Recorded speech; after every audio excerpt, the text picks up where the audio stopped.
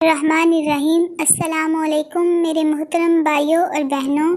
میدان کربلا میں پریشان کن صورتحال جو 2 محرم سے جاری تھی، اب وہ 7ویں محرم کو اس نہج پر آن پہنچی کہ دریائے فرات کا پانی، جس کو 5 یوم تک پہلے ہی بڑی دشواری کے ساتھ اس بے آب و گیا چٹیل میدان میں دریائے فرات سے خاندان نبوت پانی استعمال کرتے رہے اور پیتے بھی رہے، لیکن اب 7ویں محرم کو مکمل طور پر خاندانی نبوت کو پانی کی بندش کو عملی شکل دی جا رہی ہے۔ یزیدی فوج کے سربراہ نے عمر بن سعد کو سینکڑوں کی تعداد پر مشتمل فوجی دستہ دیا کہ تم دریائے فرات پر سب کو متعین کر دو اور اتنی دور تک پہرا لگاؤ کہ قافلہ حسینی میں سے کوئی ایک بھی کسی حصے سے بھی پانی نہ لے سکے۔ ذرا سوچئے کہ بندش آپ کے بعد قافلہ حسینی پر کیا گزری ہوگی،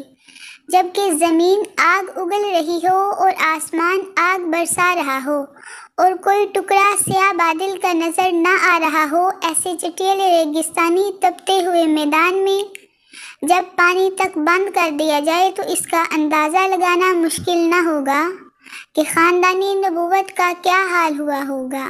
بوجہ شدت پیاس العطش کی صدائیں بلند ہو رہی تھی۔ روایات سے معلوم ہوتا ہے کہ پیاس کی شدت جب بڑھ گئی تو سیدنا امام علی مقام علیہ السلام کے رفقا احباب میں سے ایک شخص بریدین خطیر ہمدانی نے سیدنا امام علی مقام سے اجازت طلب کی کہ اس بندش آب اور خاندانی نبوت کی العطش کی صداؤں کے پیش نظر مجھے یزیدی فوج کے سربراہ عمر بن سعد سے بات کرنے دیں۔ چنانچہ ہمدانی اجازت لے کر عمر بن سعد کے پاس گئے تو اس سے کوئی سلام وغیرہ نہ کہا۔ اس نے کہا، اے ہمدانی، کیا میں مسلمان نہیں ہوں جو تم نے مجھے سلام بھی نہیں کیا؟ ہمدانی نے کہا، کیا تم مسلمان ہو جو کہ رسول اللہ صلی اللہ علیہ وآلہ وسلم کی اطرت کے قتل کا ارادہ رکھتے ہو؟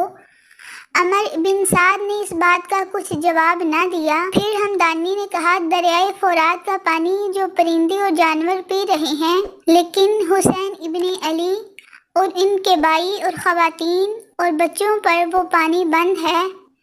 اس کے جواب میں عمر بن سعد نے کہا، اے ہمدانی، میں خوب جانتا ہوں، مگر کیا کروں کہ مجھے عبید اللہ ابن زیاد نے اس کام پر مامور کیا ہے۔